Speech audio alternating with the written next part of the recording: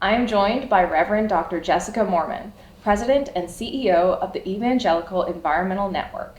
With a PhD in Earth and Atmospheric Sciences from Georgia Tech and her role on the board of the National Association of Evangelicals, Dr. Moerman is here to share her insights on the intersection of science, faith, and inclusivity, as well as the role of interdisciplinary approaches in fostering climate advocacy and diversity in science.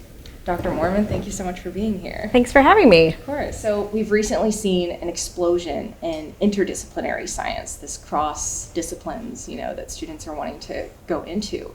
So how do you think this is helping fuel the movement of inclusive science? Yeah, I think it's had a big impact on fueling inclusive science. As we look at interdisciplinary work, we really gain an appreciation for how complex not only our Earth system is, but also how our human systems, the biosphere, everything works together.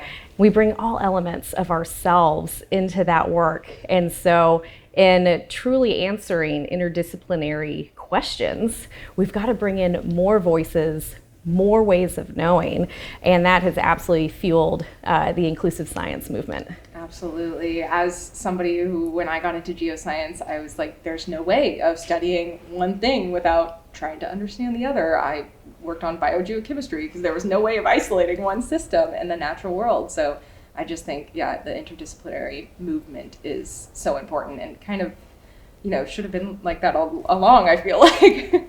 Faith communities are increasingly taking leadership roles in climate advocacy. So what are ways that you are impacting this, and why do you think it's so important? Yeah, our faith communities really are on the front lines and have been incredible leaders when it comes to climate action. To see climate action really take root, what social science tells us is that we've got to make it personal, local, and the urgency of now. And with our faith communities who are dedicated to serving our communities, the most vulnerable, who we know climate hits first and worst, they're already serving them in so many capacities, have incredible levels of trust as well.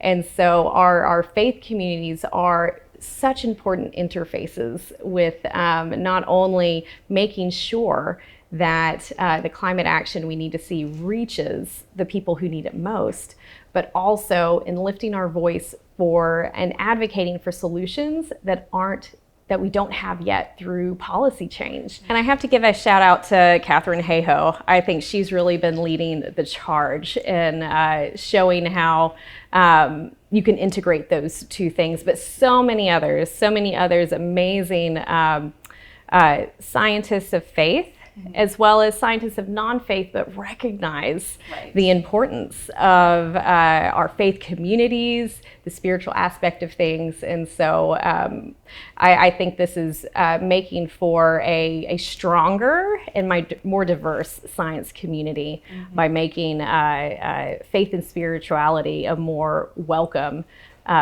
discussion point. Well, thank you so much, Dr. Moerman, for coming on. It's been a real pleasure. Thank you.